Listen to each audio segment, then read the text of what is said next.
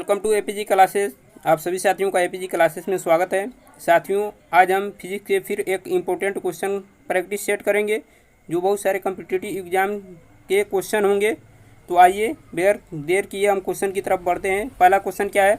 Lift में मनुष्य का मिथ्य भार उसके वास्तविक भार से कम तब होता है जब। हमें बताना है कि जब लिफ्ट में मनुष्य का मिथ्य भार का मतलब आभासीय भार उसके वास्तविक भार से तब होता है जब, यानी कम कब उसे प्रतीत होता है। ऑप्शन ए है जब लिफ्ट त्वरण के साथ नीचे की ओर जाती है। ऑप्शन बी है लिफ्ट एक समान गति से ऊपर की ओर जाती है। ऑप्शन सी है लिफ्ट एक समान गति से नीचे की ओर जाती है। और ऑप्शन डी है लिफ्ट त्वरण के साथ ऊपर की ओर। तो हमें बताना है कि कब हमारा आभासीय भार वास्तविक भार से कम होगा। तो देखिए, ऑप्शन ए जो है जब लिफ्ट त्वरण के साथ नीचे की ओर जाती है। जैसे मान लीजिए कि यहाँ लिफ्ट है, ठीक है, और पृथ्वी क्या करती है, हमेशा किसी वस्तु को अपनी केंद्र की ओर क्या करती, खींचती है, नीचे की ओर खींचती है।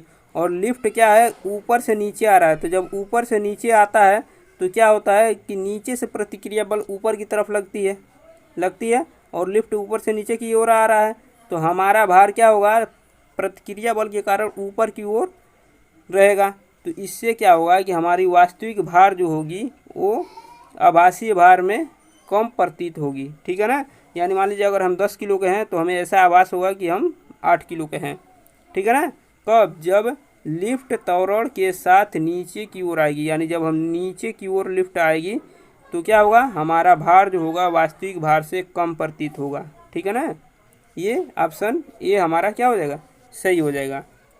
बढ़ते हैं नेक्स्ट क्वेश्चन की ओर। उससे पहले बता दें कि जब अगर लिफ्ट क्या हो रहा है, ऊपर जा रहा है, तो हमारा भार क्या होता है कि वास्तविक भार से अधिक प्रतीत होता है। जैसे अगर हम 10 किलो के हैं तो ऐसा लगेगा कि 12 किलो हो गए। ठीक है। तो ये हो जाएगा आपका। चलते हैं अगले क्वेश्चन की तरफ। अगला क्वेश्चन क्या है, अगला क्वेश्चन देखेंगे। अगला क्वेश्चन देखिए, सूर्य की ऊर्जा का कारण है। ऑप्शन ए है रासायनिक क्रिया, ऑप्शन बी है नाभिकीय विखंडन, ऑप्शन सी है नाभिकीय संलयन, ऑप्शन डी है उपरोक्त सभी।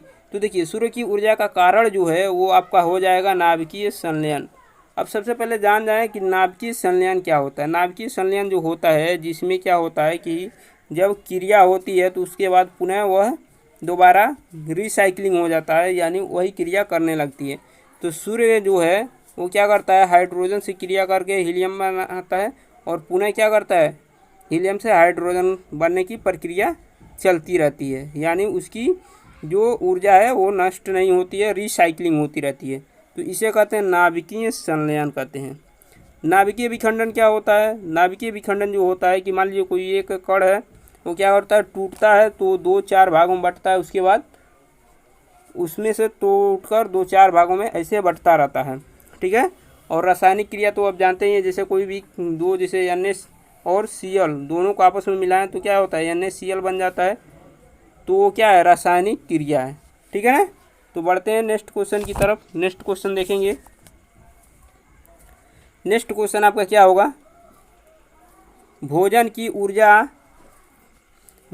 ऊर्जा किस इकाई द्वारा मापी जाती है। यानी हमें बताना है कि जो भोजन की ऊर्जा होती है वो किस में मापी जाती है। ऑप्शन ए है कैलोरी, ऑप्शन बी है जूल, ऑप्शन सी है कैलोरी और ऑप्शन डी है सेल्सियस। ऑप्शन ए है केल्विन। तो हमें बताना है कि भोजन की ऊर्जा किस में मापी जाती है। देखिए, केल्विन क्या होता है, आपका विद्युत आपका केल्विन। देखिए, जूल क्या होता है कि जूल जो होता है ऊर्जा का मात्रक होता है। सेल्सियस क्या होता है, ताप का मात्रक होता है। ठीक है ना। और आपका कैलोरी जो होता है ये क्या होता है, उस ऊर्जा की इकाई होती है। यानी जो भोजन हम करते हैं तो उसकी इकाई क्या होती है, कैलोरी होती है। ठीक है ना। बढ़ते हैं नेक्स्ट क्वेश्चन की ओर। नेक्स्ट क्वेश्चन देखेंगे। नेक्स्ट क्वेश्चन आपका क्या है,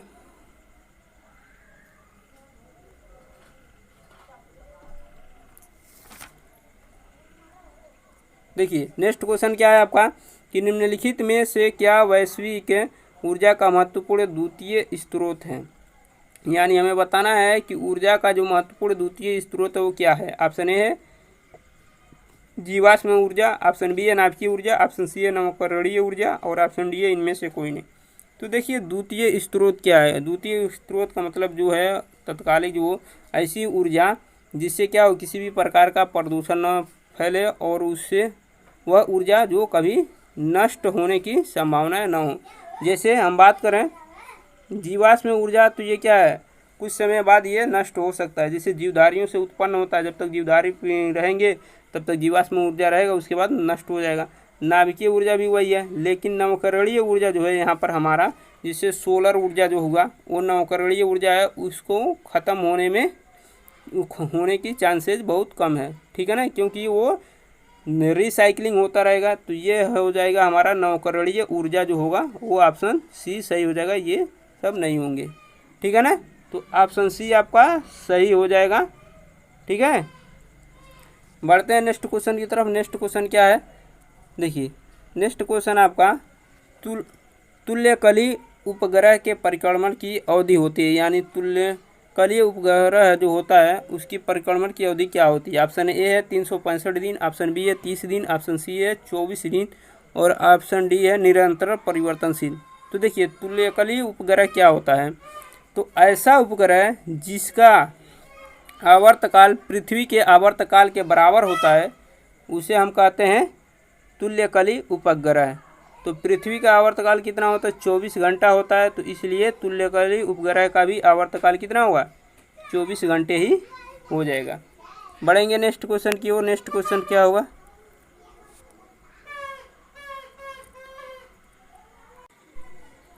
तो देखिए भारहीनता होती है, हमें बताना है। ऑप्शन ए है गुरुत्वाकर्षण की शून्य स्थिति में, ऑप्शन बी है जब गुरुत्वाकर्षण घटता है, ऑप्शन सी है निर्वात की स्थिति में और ऑप्शन डी है उपरोक्त में से कोई नहीं। तो भारहीनता होते यानी हमें ऐसा प्रतीत होता है कि हमारा कुछ भार नहीं है, कब होगा, देखिए आपका ये ऑप्शन हो जाएगा गुरुत्वाकर्षण की शून्य स्थिति में। जब गुरुत्वाकर्षण ही नहीं रहेगा तो हमारा भार जो होगा वो भारहीनता का अनुभव करेगा, यानी हम क्या करेंगे, भारहीनता का अनुभव करेंगे। ऐसा प्रतीत हमें होगा कि हमारे कोई भार ही नहीं है गुरुत्वाकर्षण की शून्य स्थिति होने के कारण।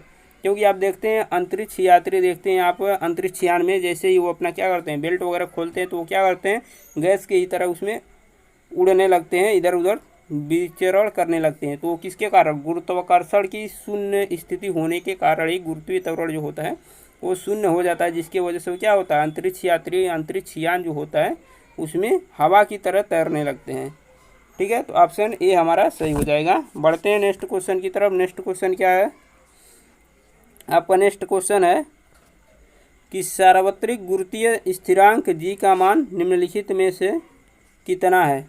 ऑप्शन ए 9.8, ऑप्शन बी है 6.67, 3 × 10⁻11, ऑप्शन सी है 6 × 10⁻24 और ऑप्शन डी है 6.4 × 10⁻6। तो देखिए सार्वत्रिक गुरुत्वीय स्थिरांक जी का मान जो होता है 6.67, 3 × 10⁻11 न्यूटन × मीटर स्क्वायर बटे किग्रा स्क्वायर होता है इसका मात्रक भी, ठीक है ना। अब सबसे पहले जान लें कि सार्वत्रिक गुरुत्वीय स्थिरांक क्या होता है। देखिए न्यूटन ने एक सिद्धांत दिया, उन्होंने बताया है कि दो जो पिंड हैं उनके बीच लगने वाला जो आकर्षण बल है वो इनके बीच जो दूरी है r, ठीक है ना, इनके बीच जो दूरी है r इनके द्रव्यमान के गुणनफल और दूरी के वर्ग के व्युत्क्रमानुपाती होता है। तो वहाँ से जब हम इसका मान निकालते हैं तो यह बराबर होता है g m1 m2, यहाँ हम दिखा दे रहे हैं आपको, यहाँ आपका हो जाएगा यह बराबर g m1 m2 बटे r²। तो यहाँ से ये जो g है यही आपका होता है गुरुत्वीय स्थिरांक या जिसे गुरुत्वाकर्षण शक्ति कहते हैं, ठीक है ना। और इसी का मान 6.67 × 10⁻11 न्यूटन × मीटर स्क्वायर बटे किग्रा स्क्वायर होता है। बढ़ते हैं नेक्स्ट क्वेश्चन की तरफ। नेक्स्ट क्वेश्चन क्या है देखेंगे। नेक्स्ट क्वेश्चन देखिए क्या है।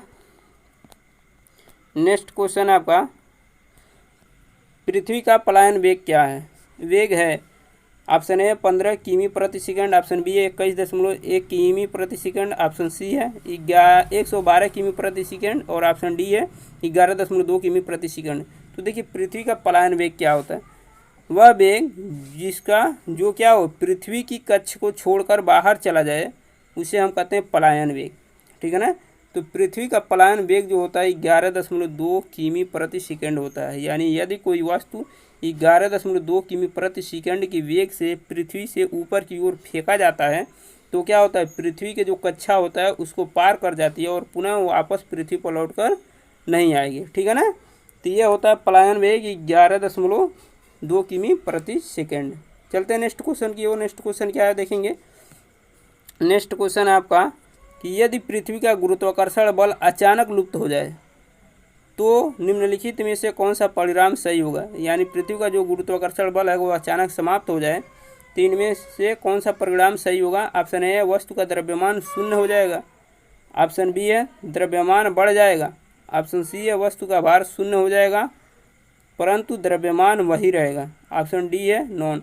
तो देखिए जो द्रव्यमान होता है वो कभी शून्य नहीं होता है, केवल गुरुत्वीय त्वरण जो होता है वो शून्य हो सकता है, उससे अधिक या उससे कम हो सकता है, लेकिन द्रव्यमान जो होता है वो हमारा शून्य नहीं होता है। तो यहाँ पर जो आपका सी जो होगा ऑप्शन सी ये सही हो जाएगा कि क्योंकि वस्तु का भार शून्य हो जाएगा परंतु द्रव्यमान वही रहेगा। जैसे भार क्या होता है, भार जो होता है W बराबर mg।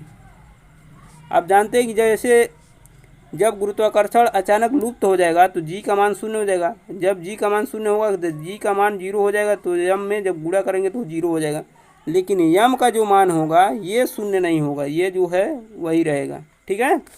बढ़ते हैं नेक्स्ट क्वेश्चन की ओर। नेक्स्ट क्वेश्चन देखेंगे। नेक्स्ट क्वेश्चन आपका क्या है कि दो गेंद जिनकी द्रव्यमान भिन्न है को ऊपर की तरफ फेंका जाता है, जिनकी प्रारंभिक चाल समान है, इनमें से कौन सी गेंद अधिक ऊंचाई तक पहुंचेगी। ऑप्शन ए है जो गेंद हल्की होगी। ऑप्शन बी है जो गेंद, यहाँ पर गेंद रहेगा, जो गेंद भारी हो। और ऑप्शन सी है दोनों गेंद है। ऑप्शन डी है नॉन। तो देखिए जब हम दो भिन्न मान लीजिए एक छोटा, एक 10 ग्राम का हो, दूसरा 20 ग्राम का हो, लेकिन दोनों का आकार क्या हो, सेम हो, तो जब हम उसको क्या करते हैं ऊपर की ओर फेंकते हैं, ठीक है, ऊपर की ओर फेंकते हैं तो वो अधिकतम ऊंचाई दोनों समान तय करेंगे। ठीक है ना, दोनों एक समान ऊंचाई तय करेंगे क्योंकि दोनों क्या आ रहे हैं, स्वतंत्र रूप से ऊपर फेंके जा रहे हैं। तो दोनों स्वतंत्र रूप से ऊपर फेंके जा रहे हैं, इसलिए वो दोनों एक समान ऊंचाई तय करेंगे। ठीक है, मिलते हैं नेक्स्ट वीडियो में। तब तक के लिए आप लोग अपना ख्याल रखिए। जो लोग चैनल पर नए हों चैनल को सब्सक्राइब करें और वीडियो को लाइक करें। Thank you.